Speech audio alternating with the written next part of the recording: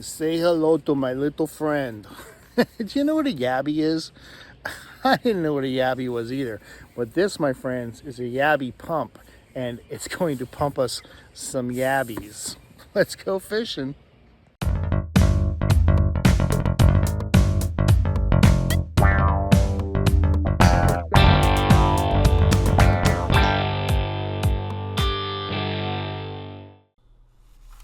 All right, my surf fishing friends, in this hole is a yabby. That is one right there. Hey, before I even get started, I'm going to give a shout out to my fishing buddy, Ethan. Ethan lives up in Raleigh. He's 5 years old, and he loves fishing, and he's going to come down here this summer, and we're going to go out, and we're going to catch some yabbies like this guy right here. So, Ethan, check out this video.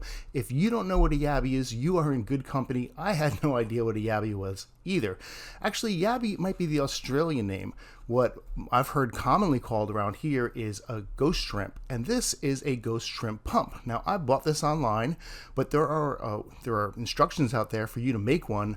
But I thought by the time that I bought the bought the supplies and messed it up a couple of times because I'm not really an engineer, it would have been cheaper just to buy it. So this is 24 bucks online. Now, I took it down to the point to start with because I remember seeing holes down there, and I thought these ghost shrimp or yabbies would live in these holes down there. So I just started pumping it. Now, it's pretty simple. You kind of push it in to the hole where you see a hole. You pull the top, and it sucks up everything in the hole, and then you push it out after you pull it out of the water. You push it out like that, and there you go, a whole bunch of stuff. And what I discovered was down at the point in these holes were mussels. I guess they're called razor. I think they're razor clams.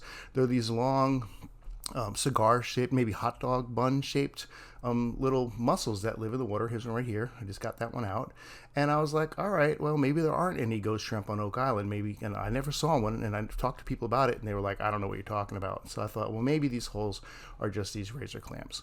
Since I was at the point, I thought I'll dig out a couple and I'll fish with them, right here. Now, this was about 2 to 3 weeks ago, and the water was still really cold. So I didn't have high hopes, but it was just starting to warm up enough that some fish were being caught here and there. And I thought, well, these razor clams are going to be fresh. They're going to be delicious. We're just going to give them a try. So I kind of got the hang of it. There's kind of a learning curve where to put. You have to have some water behind it. You can't just do it on dry land, and the water helps really suck it up good. And there's a razor clam. I'm going to rinse them off, and you can see what I'm talking about. So I'm going to take these over to my fishing bucket there. I'm just going to crack them open with the pliers and just see what I got inside. Now, I've never fished with these before. I hope it's legal. I'm at the point, and I know you can harvest shellfish down there because I've gotten clams down there. So I assume these guys are legal. If not, I'm sure the wildlife officer will show up knocking at my door any minute now. So there's a little piece, and it was fairly firm, which was nice. So I just put it on this homemade double drop rig, and it stuck on there pretty nice. Didn't have any problems with it falling off. And again, you can see this is sort of probably low tide because I thought low tide would be the best time to find these non-existent ghost shrimp. And I just casted that out. But one of the problems with fishing in March is that there aren't a lot of fish, but there's plenty of seaweed. and it turns out there's plenty of it in the point as well as in the surf this time of year. So even though I set it out there and was all high hopes to catch a fish with my fresh caught razor clams, when I reeled it in, and it looks like I got something on the line, right? Nice and heavy. Well, no, not really. Here's my big catch of the day.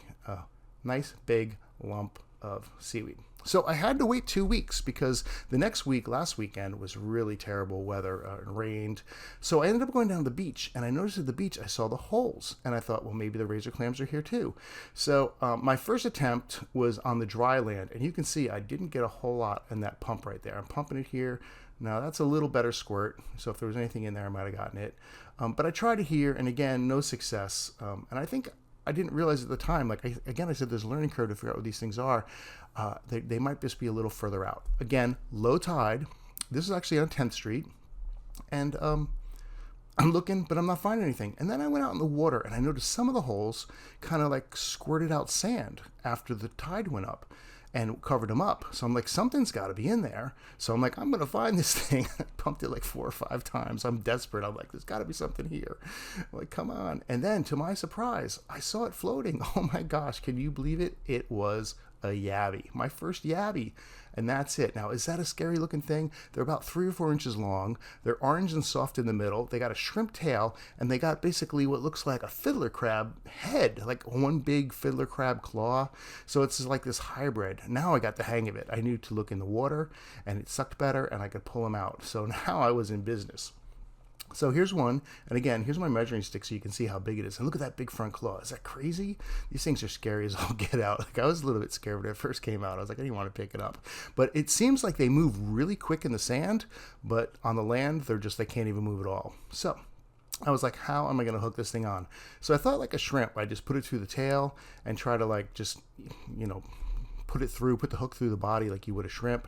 And I don't know, because I had no idea what I was doing. So I kind of just balled it up. That was it.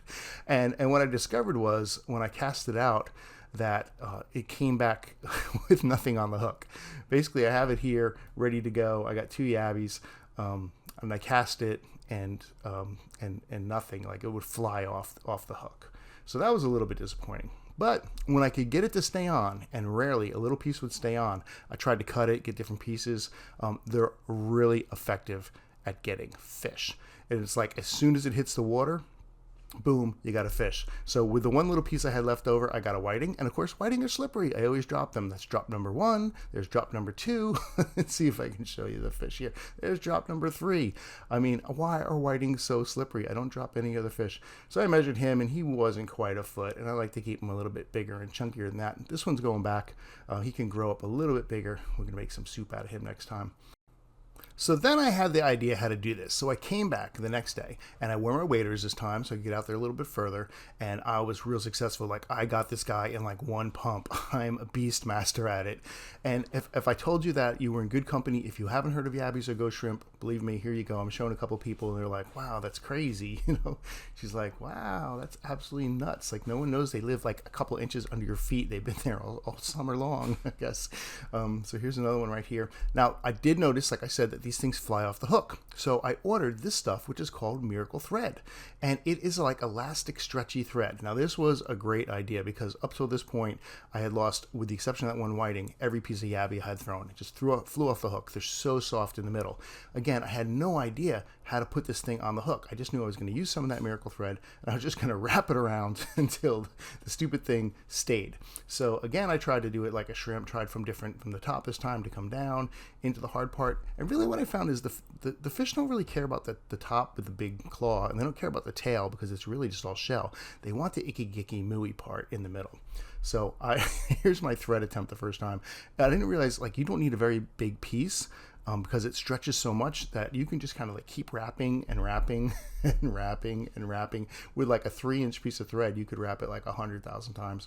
So here I am wrapping. I'm just like, what is going to happen? It's going to be like this big ball of shrimp, of ghost shrimp. I just had no idea how to do this. But you know what? The thread works. It holds it on. If nothing else, it holds it on, which is great. And the thread stays on the hook, and I'm going to show you that in a minute too. So it seems like even when you get a fish, that the thread stays on. So you're not like throwing this thread into the ocean, which is nice. You can just take it off your hook. And I just threw it in my tackle box there. Had a nice little clump at the end.